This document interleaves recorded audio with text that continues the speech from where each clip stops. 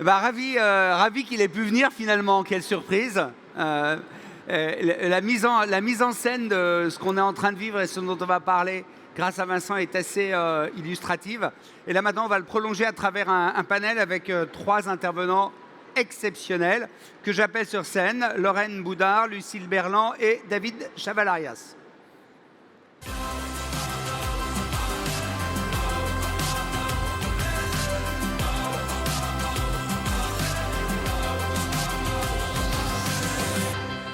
Alors, merci à tous les 3.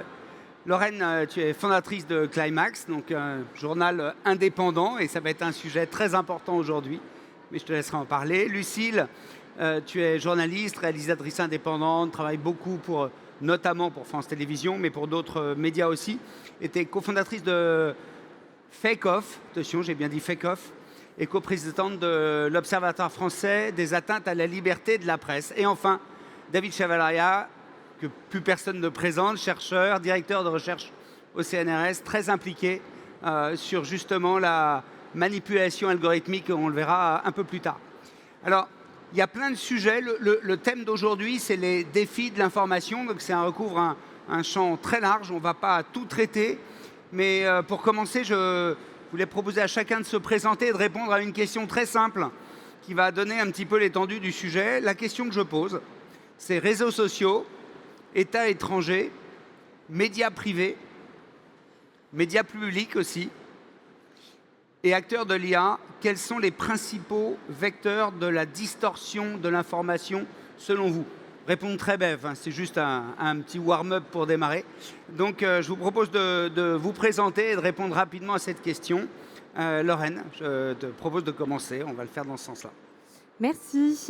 Bonjour à toutes et tous. Je suis hyper heureuse d'être ici et de partager cette table ronde avec vous. Donc moi, je suis Lorraine Boudard, donc la cofondatrice du média Climax.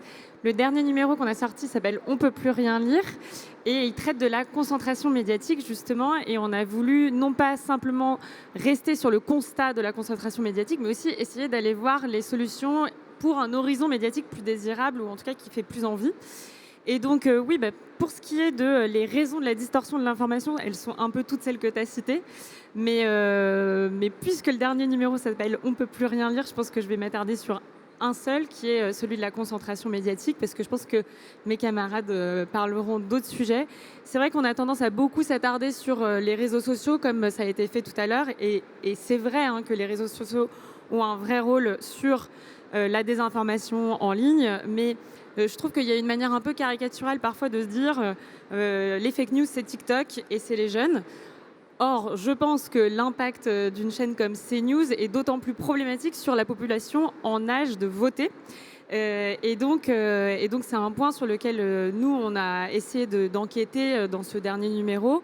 Et en fait, de se dire qu'en France, on a 10 milliardaires qui possèdent 90% de la presse quotidienne, qui possèdent 50% de l'audience de la télévision et 40% de celle des radios, c'est quand même un problème démocratique excessivement fort quand on se dit que les personnes qui maîtrisent le débat démocratique en France tiennent dans un camping-car, quoi.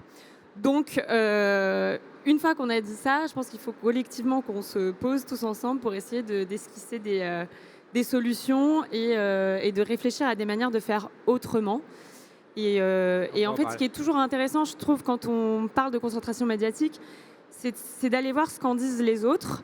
Et parce que souvent, quand on le dit en France, on peut se faire taxer de militant radical, quoi. Mais par exemple, il y a 2 exemples que je trouve intéressants. C'est le premier, un article du Financial Times qui est sorti il y a 1 an, qui s'appelle « Il est temps de guillotiner ». Guillotiner, ce sont les mots du Financial Times, les avantages fiscaux des super riches en France. Et dedans, en fait, le Financial Times s'émeut du fait que les quelques milliardaires français puissent avoir une influence aussi démesurée sur le débat démocratique de par leur possession de médias. Et le deuxième exemple, c'est l'interview de Pierre-Édouard Stérin qui est sortie dans le New York Times il y a quelques jours, que vous avez peut-être vu passer aussi.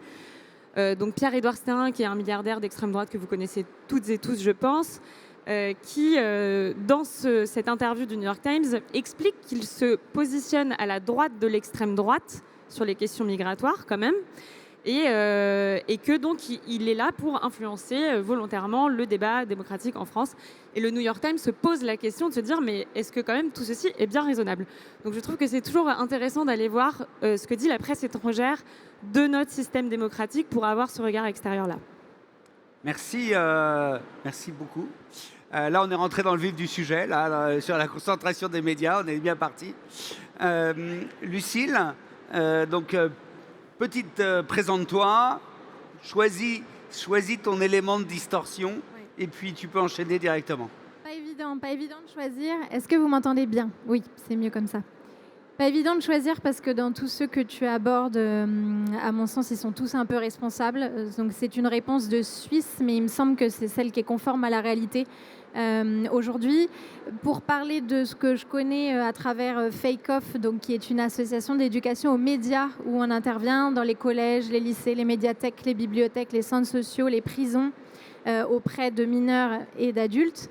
Je complète un peu Lorraine, mais nous, pour le coup, ce qu'on voit beaucoup, en tout cas chez les jeunes, c'est quand même le rôle des plateformes et ce pouvoir des algorithmes qui les enferment. Et là, je ne vais rien vous apprendre, mais dans des bulles de filtre et dans des sujets et dans des tornades, des spirales, parfois de violence, de mal-être, de désinformation, bien sûr. Et donc, il y a quand même une forme d'impunité encore aujourd'hui, malgré la législation qui évolue au niveau français et au niveau européen. Et il y a des évolutions qui vont dans le bon sens, mais il y a quand même aujourd'hui, et c'est pas pour rien qu'il y a un débat au Sénat avec une proposition de loi la semaine prochaine qui va être débattue.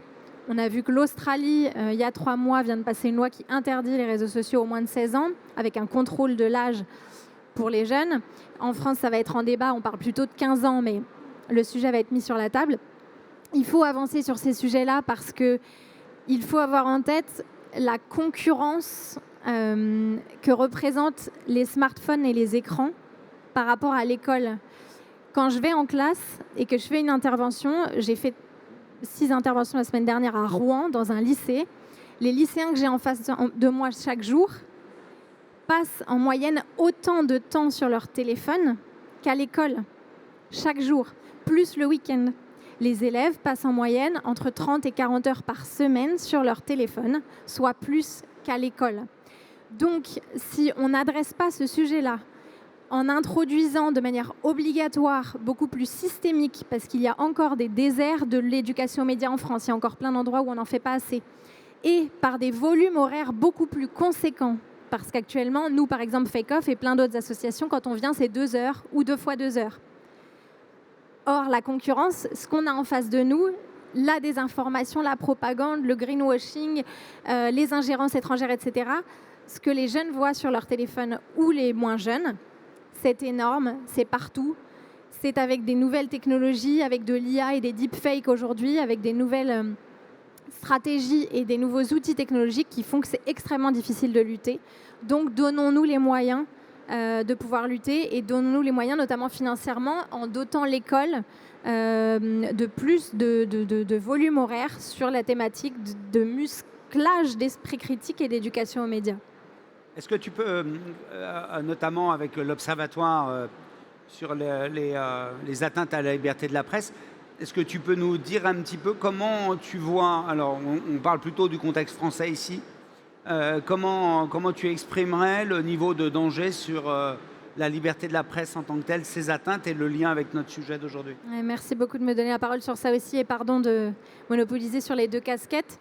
En tant que coprésidente aussi donc, de l'Observatoire des atteintes à la liberté de la presse, j'avoue qu'on est assez inquiet.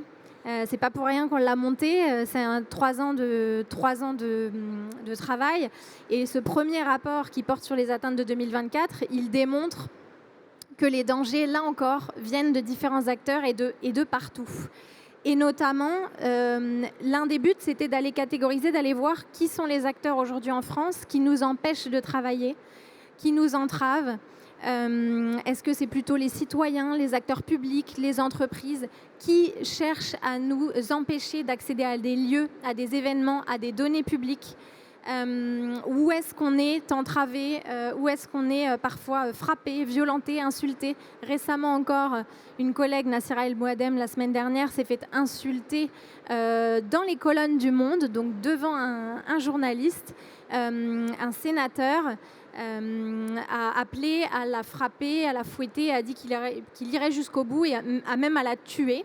Donc on est quand même sur des degrés de violence assez affligeants. On a l'impression qu'il y a des digues qui cèdent. Les journalistes ne sont pas les seuls à le voir dans les sphères associatives, les élus eux-mêmes le disent, mais on a l'impression quand même qu'il y a une sorte de glissement assez inquiétant. Et donc voilà, de la part d'acteurs privés, on montre que de la part d'acteurs publics, par exemple, on montre que 42% des auteurs d'atteintes dans ce rapport-là viennent de la sphère publique, sont des représentants de l'État, des forces de l'ordre, etc. Et voilà, il y a aussi des acteurs privés, il y a aussi des citoyens, il y a aussi beaucoup de harcèlement en ligne. Donc on voit que voilà, la menace, elle est multiforme, elle est d'un peu partout. Il faut lutter un peu sur tous les fronts, mais voilà, en parlant et en le recensant, et en s'en alertant collectivement, on espère que ça apportera un petit peu plus ses fruits. Merci beaucoup. Alors David, je vais te laisser te présenter, parce qu'il y a pas mal de bouquins, et répondre à la petite question, et enchaîner sur ton sujet de prédilection. Oui, alors donc David Chavalas, tu m'as déjà présenté. Comme on est court, je vais faire court. Je vais commencer par quelques évidences. La première chose, c'est que les croyances et les décisions que nous prenons dépendent en fait de l'information que nous avons sur le monde. Ça, c'est un petit peu une évidence. Et si on regarde en fait où on va chercher l'information, eh bien de manière croissante, c'est les médias numériques, les médias en ligne. Et donc je vais me concentrer sur ces médias-là, même si les autres, la presse, etc., c'est aussi important.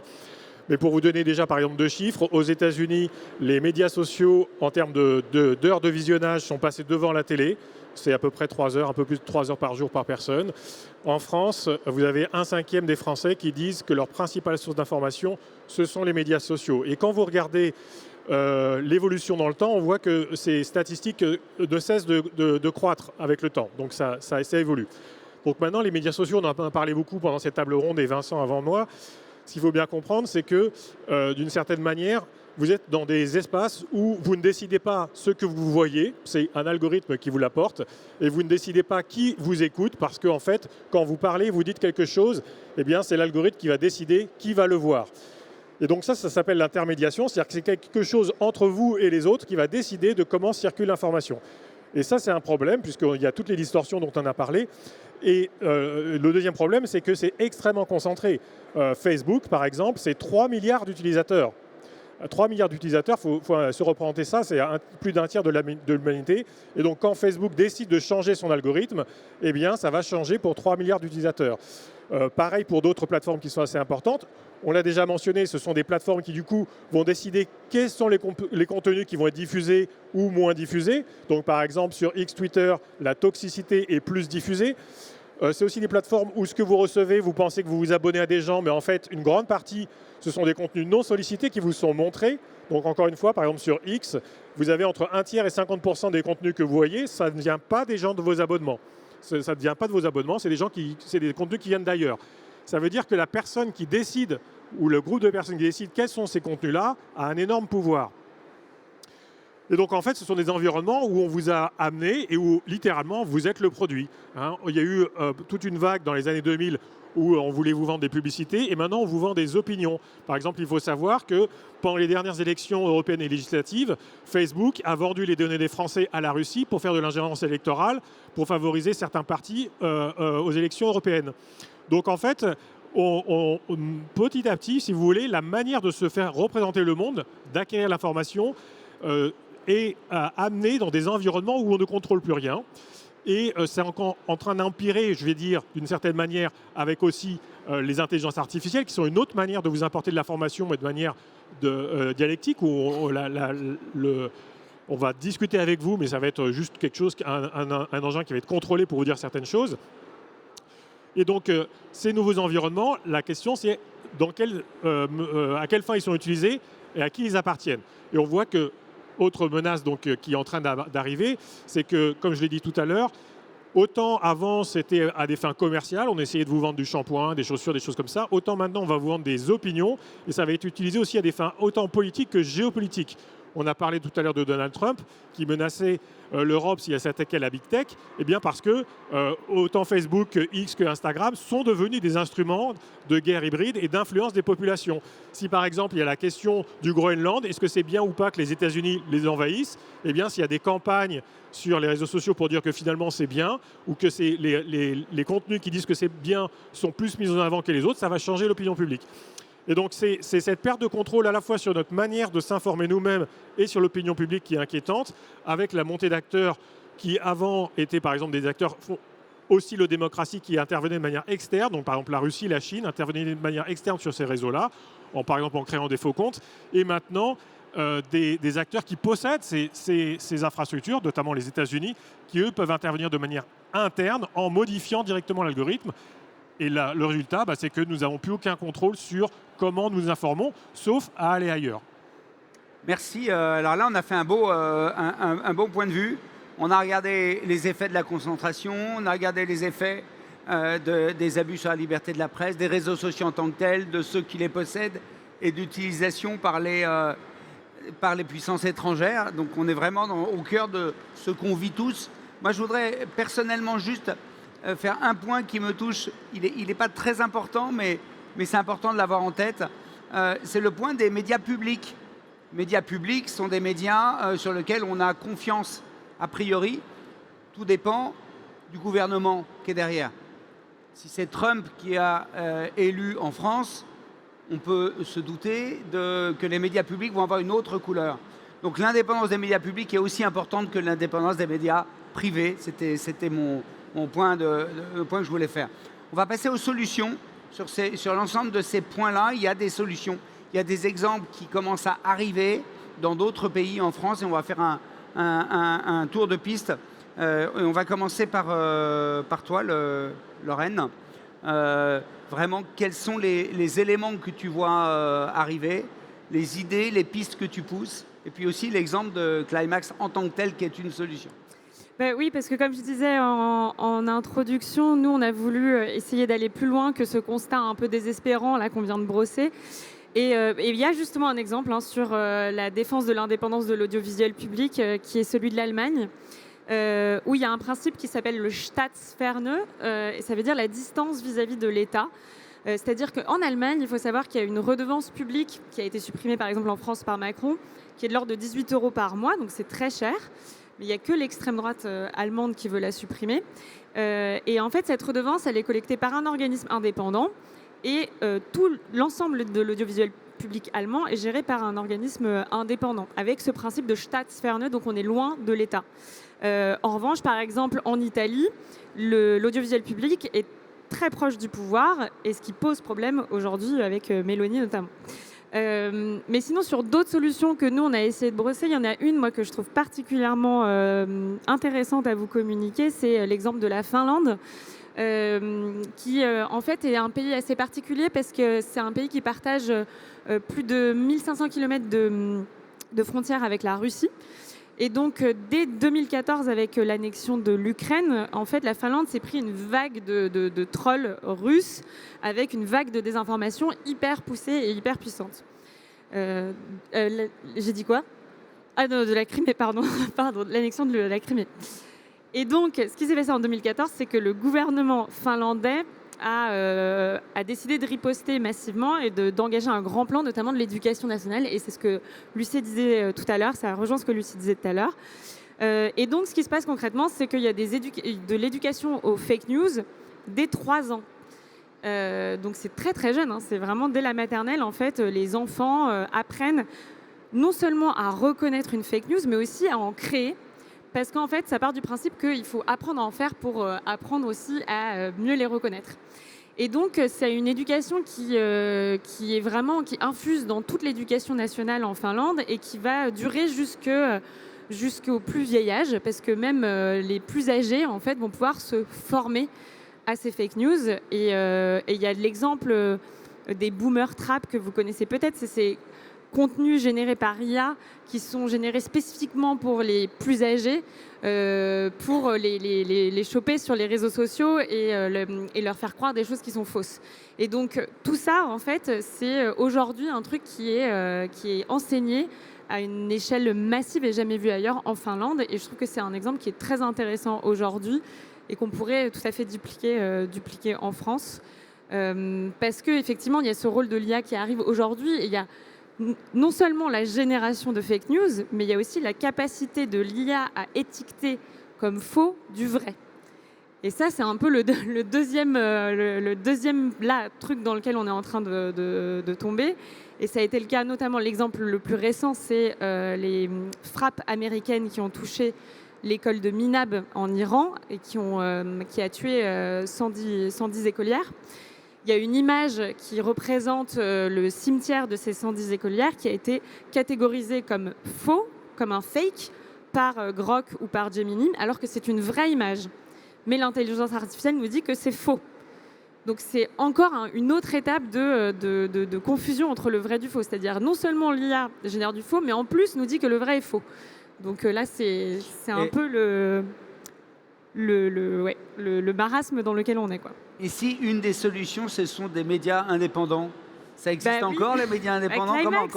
Comment ça vit un média indépendant? Ouais, c'est une bataille, hein. Effectivement. Donc Climax, ça vit, ça existe. C'est une petite rédaction qui est indépendante, donc qui existe sans publicité en plus. Il n'y a pas de publicité dans le magazine. Donc c'est un combat quotidien, mais qu'on mène notamment grâce aux abonnés et grâce aux dons. Et il y a de plus en plus de médias aujourd'hui qui vivent grâce aux dons et grâce aux abonnés. Et je pense que c'est un écosystème qui va continuer de s'enrichir.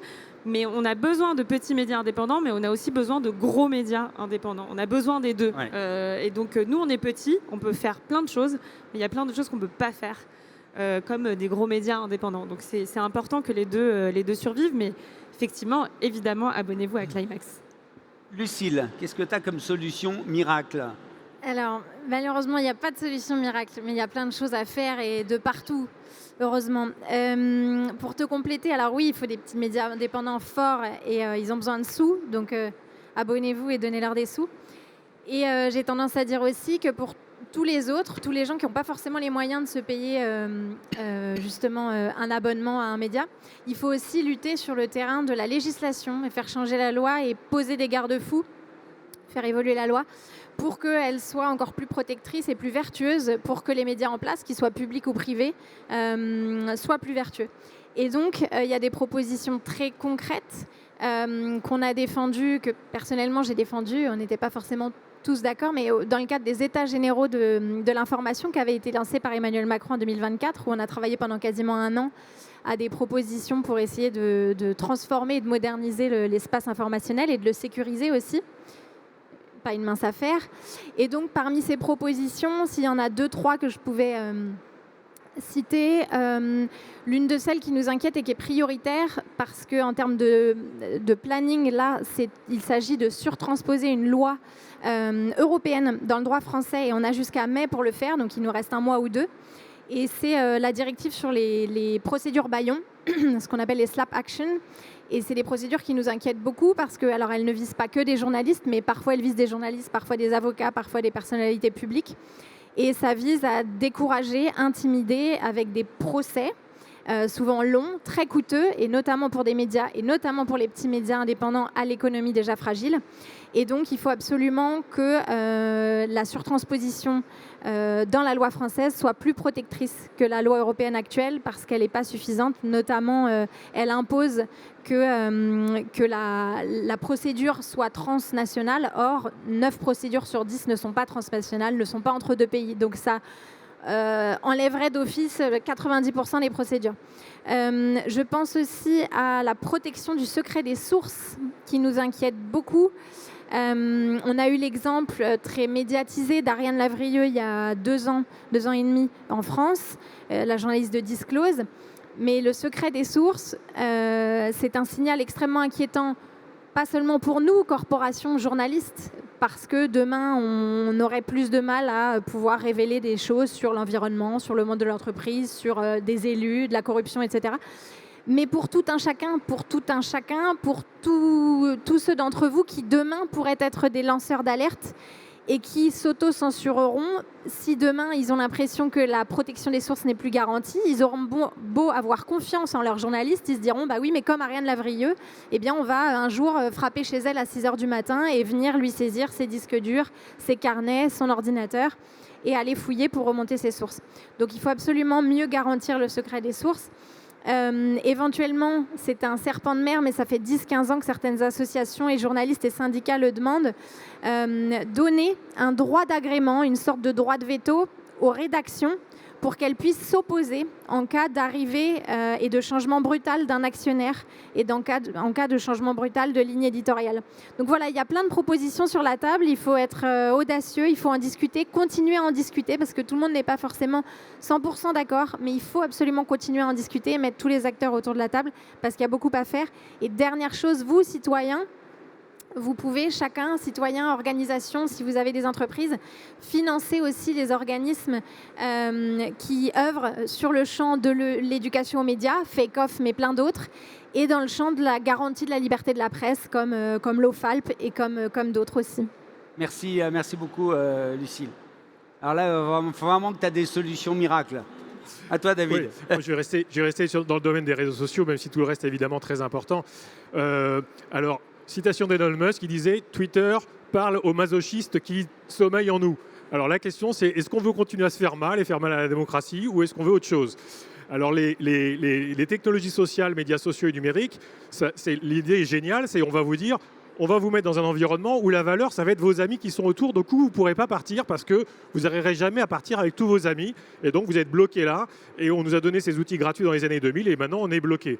Mais ce qu'il faut savoir, c'est que la valeur d'un réseau social ou d'un média social, ce sont ses utilisateurs. Et donc, si on leur donne cette valeur-là, on peut aussi leur reprendre et aller la mettre ailleurs. Et donc, la bonne nouvelle, c'est que c'est très facile de passer d'un environnement social, d'un média social à un autre. Ça s'appelle la portabilité.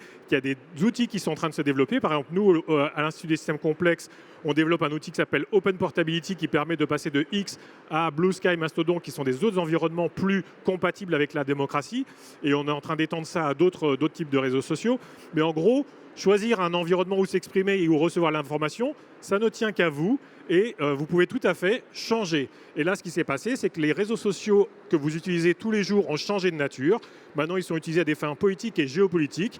La question, c'est est-ce que vous êtes d'accord avec ça ? Si vous n'êtes pas d'accord avec ça, vous pouvez reprendre votre libre arbitre, reprendre votre liberté d'être informé, reprendre votre liberté de parler et aller sur d'autres environnements. Et donc, je vous encourage notamment à aller voir ce qu'on fait avec Open Portability, qu'on avait fait connaître sous le hashtag HelloQuitix. Mais il y a d'autres initiatives comme ceci. Et au final, ça ne prend que 5 minutes de créer un compte ailleurs. Et si vous le faites de manière coordonnée avec vos amis, vous aurez exactement la même valeur sociale sur d'autres environnements qui sont plus compatibles avec la liberté de parole, plus compatibles avec la liberté d'être informé, qui ne peuvent pas être rachetés par un milliardaire. Et c'est ça qui s'appuie sur des nouvelles technologies qui ont été découvertes il y a quelques années, enfin qui ont été mises en production il y a quelques années et qui sont maintenant tout à fait matures pour vous offrir les mêmes niveaux de service, mais dans des environnements, en gros, vraiment plus favorables au débat public et à la démocratie. Donc je vous encourage à faire ce pas avec vos amis, allez ailleurs, allez là où votre vie privée et la démocratie seront respectées. Merci infiniment à tous les trois. On aurait pu rester très longtemps, mais voilà. Merci à toi. Les meilleures choses ont une fin. Merci beaucoup.